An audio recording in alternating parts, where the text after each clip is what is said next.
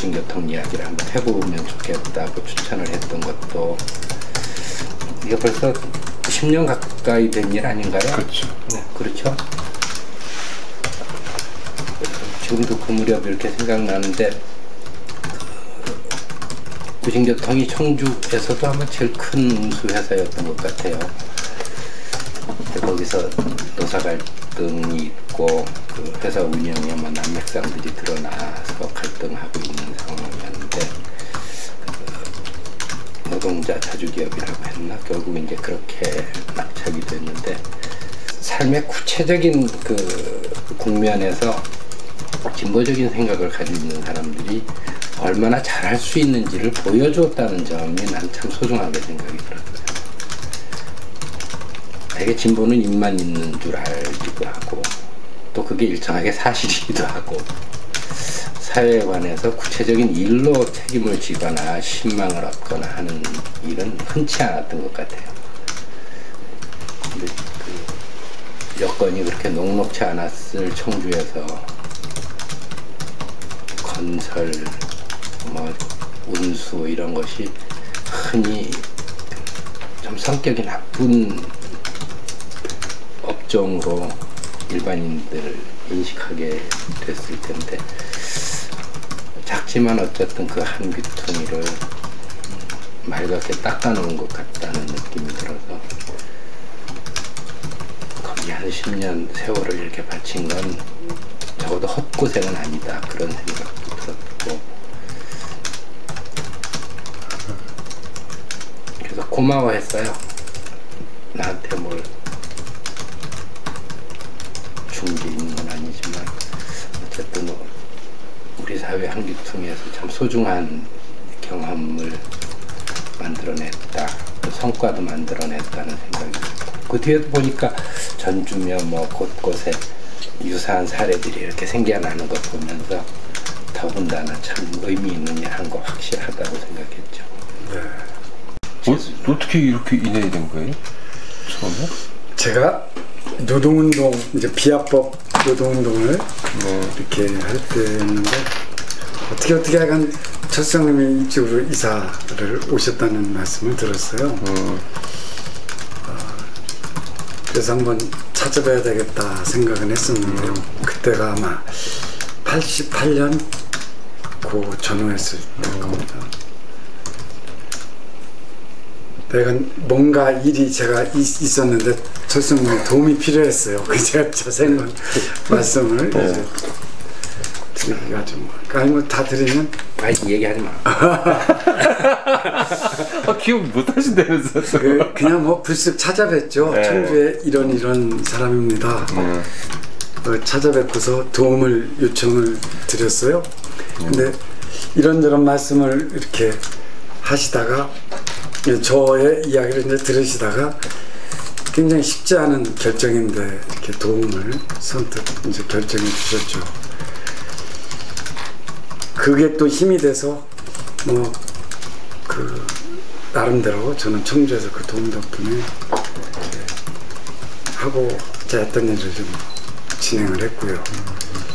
그게 이제 계기가 됐습니다. 그게 아마 88년도 초 87년인가 말씀을 들으셨나 모르겠는데 또 저희 이렇게 왔는데 저보다 우리 철수님보다 제가 더 나이가 들어 보인다 이런 말을 이제 나올 정도인데요. 그런 제가 이제 주례 부탁을 했더니 얼마나 불편하셨겠어요. 그런데 뭐 안 해주시면 여기 눌러 앉을 것 같으니까 어쨌든 해주셔서 좋은 덕담 속에 해주셔서 잘 살고 있습니다. 그 이후에 자주 찾아뵙지는 못하고요. 워낙 또 만인의 팬들이 진짜 만인의 팬이잖아요. 우리 또 지실장이 매일같이 그 홈페이지 들어와서 꼭 이렇게 볼 정도로 또 떨어진 거리도 있었고 자주는 못 찾아뵀어도 항상 제가 제 스스로 어려울 때는 이렇게 찾아뵙니다. 제 인생의 격변기가 몇 번 있었는데 그럴 때 와서 뭐 때로는 뭐 직접적 표현도 이렇게 하고 때로는 그냥 말씀 듣고 가서 지금처럼 이런 세상 돌아가는 말씀 듣고 내가 이렇게 생각을 해야 되겠구나. 그런 몇 차례의 큰 변화가 있었는데 그런 계기점으로 쭉 선이 연결되었습니다. 지금까지. 뭐 뉴스만 틀면 노동자들 요즘 뭐 해고 뭐 구조조정 뭐 이런 또 갑자기 또 그런 소식들이 더 많이 들리는 것 같던데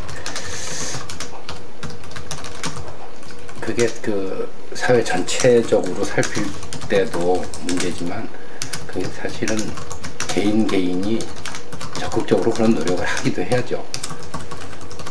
재수 씨 같은 사람들 그 대의 좋아하고 명분도 좋아하고 사회에 의미 있는 일 좋아하고 이래가지고 틀림없이 마누라한테는 잘 못할 것 같다 싶어요. 여기서 얘기하는 마누라는 그 사람을 얘기하는 게 아니고 우리가 재충전도 하고 또 거기서 뭐 재충전의 의미가 자기 성찰이라는 것도 있을 거고 또 아주 급하게 그 바뀌어가는 현실에 관한 뭐 공부 같은 것도 있을 수 있고 존재를 좀 풍부하게 만들기 위한 뭐 문화적인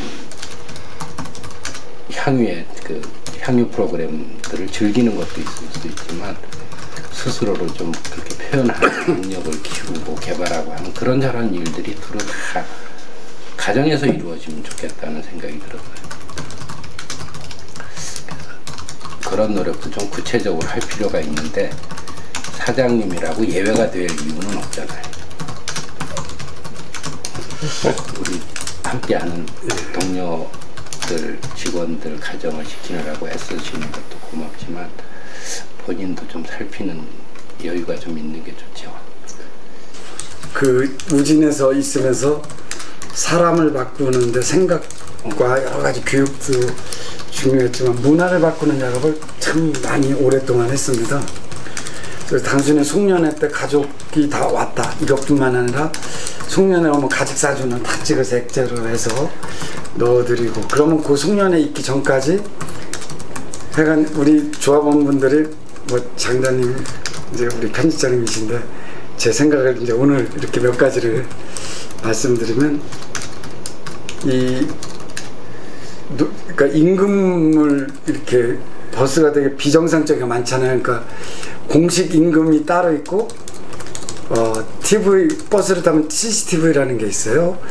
그럼 그 사진을 촬영을 이렇게 해주면 그거를 허용해 주는 대가로 뭐 하루에 돈을 얼마 그 노동자들한테요 임금으로 이렇게 또 담배도 그냥 하루 한 갑. 그럼 이게 다 이제 돈이죠. 그러면 버스 노동자들이 술, 노름, 이제 그 택배업소 이런 데가 굉장히 많았어요. 이걸 못하게 해도 잘 안 되는 거죠. 제가 했던 방법은 돈줄을 끊는 거였습니다. 이런 돈을 전부 통장으로. 예전에는 또 반발이 있어서 예전이나 일반 경우는 그걸 못하는데요.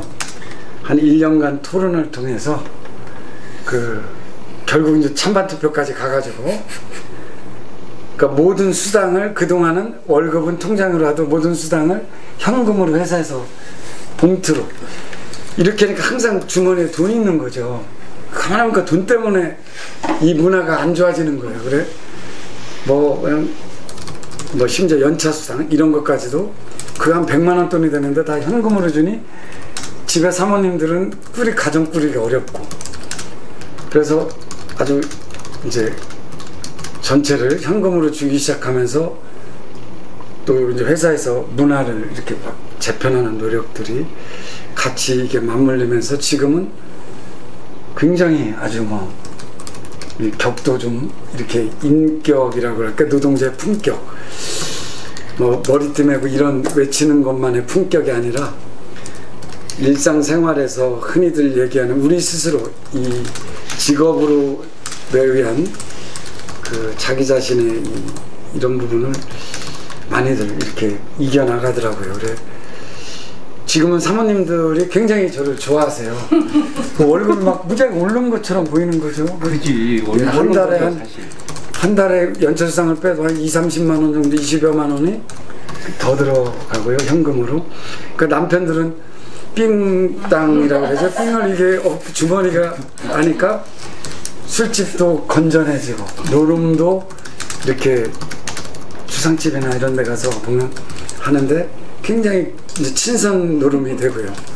그 대신 이제 회사는 그 버스가 그 노동자들이 좀 시간이 많습니다. 새벽 6시에 일 나가면 11시 반에서 12시에 근무가 보통 끝납니다. 그럼 낮에 할 일이 없으니까 주로 산에도 다니지만 되게 그래서 이제 안 좋아지는데요. 이제 회사에서 콘도도 마련해주고 또 25인승 자체 학원차 이렇게 하면 노란 거 있잖아요. 그런 미니버스를 사서 일반 렌트 비용의 절반 비용으로 굉장히 그러니까 쌉니다. 이렇게 해가지고 가족과 함께 놀러 가고 이런 거를 처음에는 콘도를 사는데 다른 데서는 왜 안 사주냐고 이게 노동쟁이의 대상이 되는데 저희는 이거 사주겠다고 했더니 이사님부터요. 아니 민박집에 가서 2만 원 주고 자면 되지 이걸 왜 사냐 뭐 이렇게 했는데 이런 걸 사야만 조합원들이 가족과도 놀러가고 또 동료들끼리도요 동호회가 생기고 그래가지고 지금은 동호회도 별의별 동호회가 다 생기고 가족과 함께 막 이런 분위기가 굉장히 이제 많게 되는 거의 20년이 좀 안 됐죠. 26년 됐네요. 26년이 됐구나. 그 두 분을 이렇게 봐오시면서 좀 어떻게 좀 느꼈어요? 그 느낌은 좀 어땠었나요? 어떤 분들이구나 뭐 이렇게 느꼈을 텐데. 무진교통을 물어보지 그런 걸로. 아까 이렇게 그런 말씀을 드렸잖아요. 제가 힘든 개인적 어떤 주요한 격변 때 이렇게 찾아뵌다고요. 그 이야기는 두 분을 뵈면 그래요. 그래서 굉장히 맑고 따뜻하시잖아요. 그런데 그 맑고 따뜻함이 그 속에는 제가 느끼면은 삶을 관통하는 우리의 삶을 관통하는 그 뭐라 그럴까 그 철학이랄까 정신이라고 그럴까 그러한 부분이 있어가지고 그게 이제 물론 작품으로도 표현되고 하지만 그건 작품이고 삶 속에서 그런 걸 이렇게 느낍니다. 결국 내공을 느끼는 거겠죠. 그래서 뭐 힘들고 어려울 때 대화 찾아뵙고서 말씀 나누는 것만으로도 좀 힘이 되고요. 특히 이제 저 혼자 총재에서 있고 그 대표이사 역할을 할 때 좀 혼자 외로울 때가 있어요. 힘들고 그럴 때 형님 생각을 이렇게 합니다.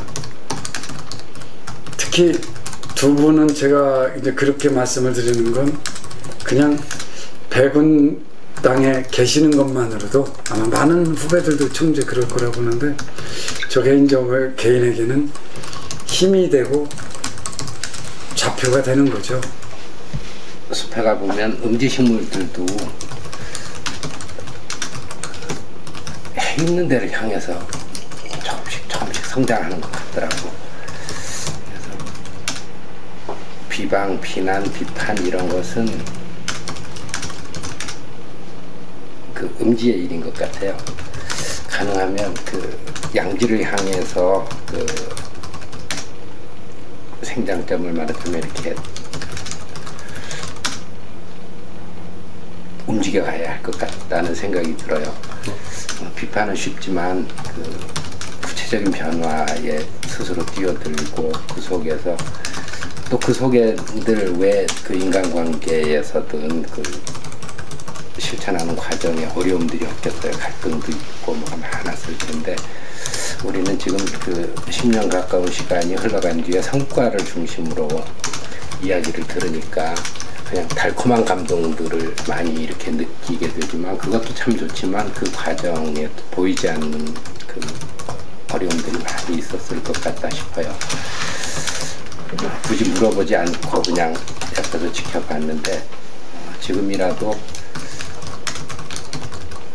그렇게 구체적인 현실 속에 좀 뛰어들어서 그 개인적인 능력들을 발휘도 하고 고민을 하고 갈등을 해도 그렇게 갈등하고 고민하고 했으면 좋겠다는 생각이 들어요. 자칫 비판에도 안주하게 되고 말만 제대로 했으면 끝이다라고 생각하는 또 다른 그 병든 지성들도 우리가 많이 보잖아요. 내 임무는 이 사회를 정확하게 매력 있게 비판하는 일로 끝인 것처럼 그렇게 살아가는 사람들도 많이 있는데 이제는 그걸 청산해야 할 때가 된 것 같다 싶어요. 구체적인 변화에 우리 누구나 좀 뛰어들어야 할 시간이 된 것 같다 싶고, 어떤 의미로는 지금 대안에 관한 고민들이 많은 시대죠. 이미 일찍 구체적인 대안을 발견하고 그 속에서 이 사람 혼자만의 역할은 아니었을 거라고 생각하지만 어쨌든 앞에 서서 그 대안을 구체화하고 우리가 지금 보고 있는 것처럼 이렇게 성장시켜낸 일에 저는 크게 박수치고 싶어요. 그리고 많은 사람들이 이 속에서 자극을 받을 수 있으면 더 좋겠다고 생각하고, 아마 우징 대통령이 그 사이의 경험을 필요한데 기꺼이 나눠줄 거라고 생각하거든요. 그래서 기회 있으면 이 경험이 또 다른 형식으로 보고서 같은 형식으로라도 우리 사회에 제출되면 더 좋겠다, 그런 생각을 하고 있습니다. 뭐를 좀 되돌아보고 앞으로 무엇을 해야 되는지, 문창극을 통해서는 앞으로 말씀하셨는데 그걸 보았는데 모범 답안들을 하도 많이들 얘기해서 더 붙일 것도 없다 싶은 생각이 들 만큼 요즘은 어떤 문제가 생기면 그에 관한 사회적 해답도 쉽게들 찾고 이야기하고 하는 것 같아요. 문제는 그걸 열매가 맺기까지 구체화하고 집요하게 그걸 붙잡고 가는 힘이 우리 사회 전체에 모자란다는 생각이 들어요. 그래서 어떤 일이든 짧게 분노하고 짧게 슬퍼하고, 그래서 무슨 사회적 추문이나 스캔들을 보는 것 같이 그냥 간 보고 나면 지나간 일로 취급하고 그런 태도를 좀 바꿔야 할 것 같다 싶어요. 그래서 이번에 세월호 참극에 관해서 우리 사회가 월드컵이 막 시작된 지금도 세월호를 놓칠까 하는 걱정을 하고 있는 것 보면서 우리 사회가 이번 세월호는 그렇게 쉽게 놓지 않으려고 하는구나 하는 생각이 들어서 진전이라면 진전이다, 그런 생각이 들었어요. 세월호를 통해서 봤던 사회 문제를 답을 찾기까지, 아니면 사회의 변화가 눈에 보일 때까지 어쨌든 이걸 붙들겠다고 하는 사회적 합의가 일정하게는 있는 것 같다는 생각이 들고, 그래서 이걸 뉴스로라도 놓치지 않으려고 하는 언론들 보면 참 고맙다는 생각이 들고요. 우리 사회도 좀 그럴 수 있었으면 하는 생각이 들어요. 그런데 그 사회가 이런 문제에 관해서 지속적으로 관심도 가지고 지켜보게 하려면 언론 미디어들이 바뀌는 게 제일 중요한데, 그런 점에서는 미디어는 해야 할 일이 많이 있는 거죠. 변해야 할 것도 많고 우선적으로 변하기도 해야 하고 스스로. 그래서